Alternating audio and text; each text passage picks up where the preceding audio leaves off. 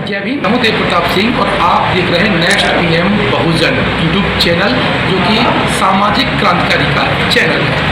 आज हम आए हुए हैं अलीगढ़ के गोरना में, जहाँ पर धम्मभूमि जो बुद्ध विहार है वहीं उसी के प्रांगण में पीआरसी, जो कि मानवर साहब काशीराम का एक सपना था, उसका आज उद्घाटन हुआ है।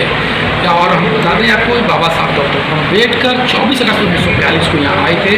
इसी क्रम में हम यहाँ के जो संघ नायक हैं माननीय बनते कर्म सिंह राहुल जी, उनसे इस पूरी डिस्कशन करेंगे कि आखिर इसका आगे का प्लान क्या है, क्यों ये स्टार्ट किया गया है और किस तरह से ये यहाँ के जो धम्म के चाहने वालों हैं उनके लिए फायदेमंद होगा।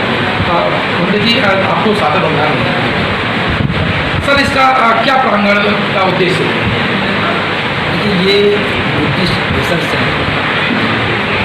ये मानव साहब आश्रम की दूसरे बाबा साहब का ही सिद्धांत है कि हमें बौद्ध शोध संस्थान चलाना चाहिए।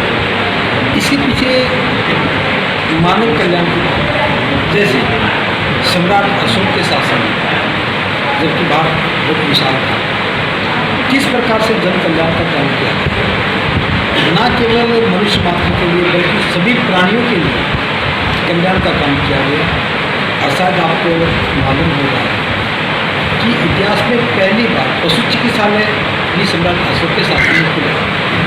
तो इस प्रकार की भावना के साथ, करुणा और मैत्री के साथ देश में शासन प्रवृत्ति हो, देश में कल्याणकारी योजनाएं हैं, तो ये बाबा साहब का दृष्टिकोण है। इसके साथ साथ जैसे हम समाज के हिस्से हैं, समाज तरक्की करता है तो देश भी तरक्की करता है। लेकिन हम देख रहे हैं कि एक अवसर मिला कि देश में सबको शिक्षा मिली, शिक्षा के क्षेत्र में सभी लोग आगे आए, बहुत लोग आगे हैं, लेकिन शिक्षा के क्षेत्र में आगे आने के बावजूद भी सामाजिक नीतियाँ आज भी युग की बनी हुई है। हम एक भी गलत परंपरा को तोड़ नहीं पा रहे हैं।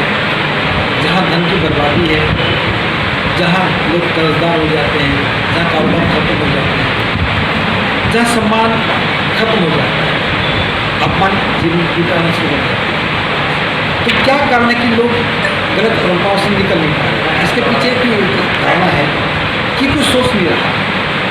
जब सोचेगा नहीं तो करेगा कैसे? किसी को पता भी नहीं कि वो कर क्यों है जो समाज में परंपरा बनने का चल रहा है। हमारा मकसद है कि लोग यहाँ बैठ कर के चिंतन करें, समाज में रह कर के वहाँ चिंतन करें और लोगों में धारणा व्याप्त करें, पैदा करें कि हमें गलत परंपराओं से बाहर निकलना। तो बीआरसी का मुख्य उद्देश्य है कि सामाजिक परंपराएँ जो गलत हैं, कुरीतियाँ जो जीवन को रोक रही हैं, उन पर विचार किया जाए, शोध किया जाए। दूसरी बात, आप सब जानते हैं कि समाज जाति में बदलाव है।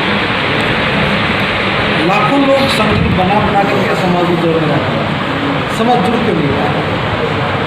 अब ये शोध का विषय है, जो सामाजिक संगठन समाज को जगाने का काम करता है। अगर उन्हें मालूम हो जाए कि समाज जागेगा कैसे, उन्हें मालूम हो जाए समाज आगे कैसे बढ़ेगा, तो निश्चित रूप से दिशा बदल जाएगी। भाई किसी को पता ही नहीं, और किसी को पता भी है तो बताएगा, किसको बताए, उसकी कौन सुने, कौन माने? तो बीआरसी के माध्यम से वो अपनी बात यहाँ पे बता सकता है। हम उस बात को अगर सही लगता है तो हम और लोगों को बता सकते हैं। तो बीआरसी एक अथॉरिटी होगी जिसको लोग भरोसा कर सकते हैं। उदाहरण के लिए मान लो आपने कोई शोध किया, आपके पास कोई अच्छी जानकारी है, आप यहाँ रखेंगे, चिंतनशील लोग उस पर चर्चा करेंगे, लगा कि सामाजिक हित की बात है, समाज के लोगों को बताएंगे।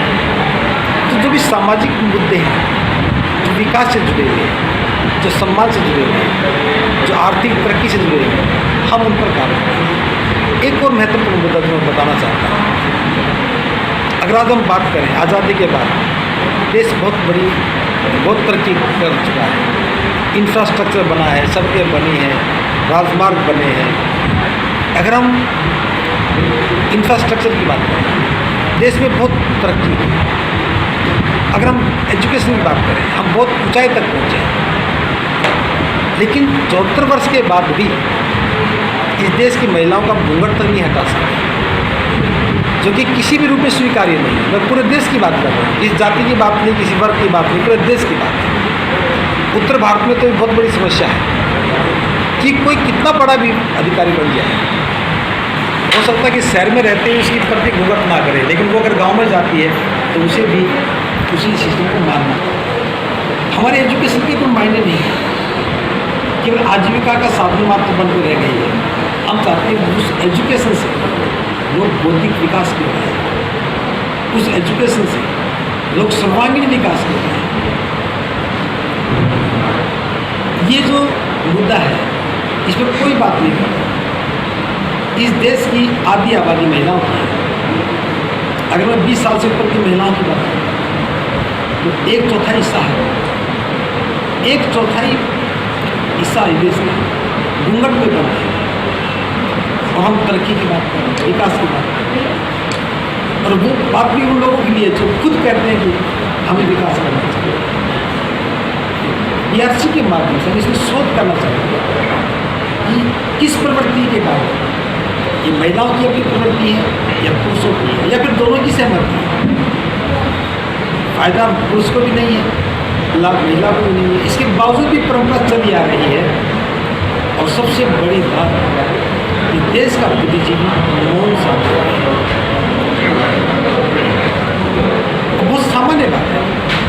तो BRC का मकसद एकेडमिक्स नहीं है, वो तो विश्वविद्यालय में शोध हो ही रहे हैं, शोधार्थी में शोध कर रहे हैं, डिग्रियाँ ले रहे हैं, उनका अपना एकेडमिक्स है। हमारा है सामाजिक शोध, जिससे समाज की प्रगति निश्चित हो सके, जिससे एक व्यक्ति का सर्वांगीण विकास हो सके। इसके साथ साथ एक और महत्वपूर्ण बात बताना, एजुकेशन का सही अर्थ क्या है आज तक नहीं समझता। जैसे मैं धर्म की बात करूँ, क्योंकि बुद्धिस्ट रिसर्च सेंटर हम प्रज्ञा का मतलब लोग मानते हैं बुद्धि या समय दृष्टि की बात करते हैं, कहते हैं कि ठीक से देखना, लेकिन प्रज्ञा और समय दृष्टि के दोनों को इस देश के लोगों नहीं समझते। समय दृष्टि का मतलब ठीक है कि ठीक से देखना, लेकिन वास्तविक अर्थ ये नहीं है। वास्तविक अर्थ है अविद्या का नाश। जो अविद्या है जिससे हमारा नुकसान हो रहा है, गलत धारणाएं बनी हुई है, अंधविश्वास पनप रहा है, बिना जाने बातों को मानने लगते हैं, जो जिस है हमारे दिमाग में जा रहा है उससे बाहर निकलना, उसका खत्म करना ये समय दृष्टि है। और जिसकी समय दृष्टि उसकी बुद्धि निर्मल हो गई, और निर्मल बुद्धि का नाम ही प्रज्ञा है। तो प्रज्ञा वाला व्यक्ति डरता नहीं है। एक बहुत छोटी सी बात मैं बताना चाहता हूँ इस चैनल के माध्यम से। इस क्षेत्र की महिलाएं बृहस्पतिवार को सिद्ध नहीं करती, चाहे वो पढ़ी लिखी है या अनपढ़। कुछ महिलाएं अपवाद हो सकती हैं जो नहीं मानती, अधिकांश महिलाएं वीरवार को या गुरुवार को सिर नहीं धोती। कोई साइंस नहीं इसके पीछे, लेकिन किसी चिंता का विषय भी नहीं है, परंपरा चली आ रही है। तो अविद्या का नाश हो, सम्यक दृष्टि जागृत हो जाए और हम प्रज्ञा में स्थित हो जाए, हमारी बुद्धि निर्मल हो जाए, ये मकसद है BRC का। सर जैसा कि आपने कहा कि यहाँ पर एकेडमिक शोध नहीं होता और सामाजिक शोध और तुलनात्मक अध्ययन कि आखिर ये परंपराएं क्यों जन्म। लेकिन सर आदि आबादी, जैसे आपका प्रश्न उठाना बिल्कुल जायज़ भी है, आदि आबादी को छोड़ करके किसी राष्ट्र का विकास हो ही नहीं सकता। लेकिन अम्बेडकरवादी जितने संगठन है या जो तथागत गौतम बुद्ध के मार्ग पर चलने की बात करते हैं, उनके संगठन में तो महिलाओं का प्रतिनिधित्व दिखता ही नहीं है। उसके संदर्भ में मुझे कुछ नहीं करना, हमें लोगों को बताना है कि जो व्यक्ति बाबा साहब की बात करता है और उसकी जीवन संगिनी घूंघट करता है तो वो व्यक्ति झूठा है। तो लोगों को ये पता लग जाए कि जो बाबा साहब की बात कर रहा है, अपनी पत्नी को घूंघट में रखता है, वो आदमी सही नहीं, यही तो बताना है। और ये लोगों को समझ में आने लगेगा। ठीक कोई भी व्यक्ति, लेकिन जिस महापुरुष को अपना आदर्श मानता है, जब वो किसी भी महापुरुष को मानते हैं, हम अकेले बाबा साहब की बात नहीं करते, कोई ज्योतिबा फुले को मानता है, कोई साहू जी महाराज को, कोई पैदल को, किसी को भी मानता है, उनके सिद्धांतों को, उनकी शिक्षाओं को जीवन में उतारे तो सुने। अब बाबा साहब ने कहा, मैं किसी भी समाज की प्रगति इस बात से मापता हूँ कि उस समाज में महिलाओं की स्थिति कैसी है। और उसी समाज की महिलाएं आज घूंघट में हैं, अज्ञानता में हैं, अंधविश्वास में हैं, अंधश्रद्धा में हैं, और हम प्रगति की बात कर रहे हैं। तो एक बहुत बड़े सेगमेंट को विकास से दूर रखकर हम प्रगति नहीं कर सकते। महिलाओं के प्रति अपनी मानसिकता को बदले बिना हम प्रगति नहीं कर सकते। अब जैसे युवा है, सभी पूरा युवा इसीलिए पढ़ता है कि वो नौकरी करे, उसे अच्छी नौकरी मिले। नौकरी ना मिले तो क्या होगा? निरुत्साहित हो जाएगा, और निरुत्साहित होकर क्या होगा? फ्रस्ट्रेशन आएगी, डिप्रेशन आएगी। अब एक बहुत बड़ा सवाल मैं देश के सामने रख रहा हूँ। शिक्षा के बाद उत्साह आना चाहिए, लेकिन शिक्षा प्राप्ति के बाद अगर निराशा आ रही है तो हमारी शिक्षा में फाल्ट है। फाल्ट ये हो गया कि पढ़ाई करते करते ही अपेक्षाएं जोड़ ली। माता पिता सोचता है कि मेरा बेटा बहुत अच्छी नौकरी करे, अच्छी नौकरी नहीं मिलेगी तो फ्रस्ट्रेशन। छात्र सोचता है कि मैं इसलिए पढ़ रहा हूँ, मुझे अच्छी नौकरी मिले, नहीं मिले तो फ्रस्ट्रेशन। जबकि शिक्षा का ध्येय केवल नौकरी नहीं होना चाहिए। शिक्षा का ध्येय समझ पैदा होनी चाहिए। एक आदमी के मन में ये भावना पैदा हो जाए कि शिक्षा का मतलब है मेरी समझ पैदा हो जाए, मैं विद्वान बन जाऊँ, बुद्धिमान बन जाऊँ, और उस बुद्धि के बल पर आजीविका कमाने को बहुत बड़ी बात है। लेकिन हमने आजीविका को ही जीवन मान लिया, जीवन को ही आजीविका मान लिया, और शिक्षा उसका आधार मान लिया। ये समाज की सोच बदल जाए, और एजुकेशन को लोग एकेडमिक्स में ही ना सही जीवन निर्माण में देखने लगे हैं। ये बीआरसी का कॉन्सेप्ट रखते हैं। जैसा कि मंत्री जी ने बताया कि शिक्षा का उद्देश्य केवल नौकरी पाना नहीं है, बल्कि मानव का सर्वांगीण विकास है। जब मानव का सर्वांगीण विकास होता है तब समाज डेवलप होता है, जब समाज डेवलप होता है तो राष्ट्र निर्माण की प्रक्रिया पूरी होती है।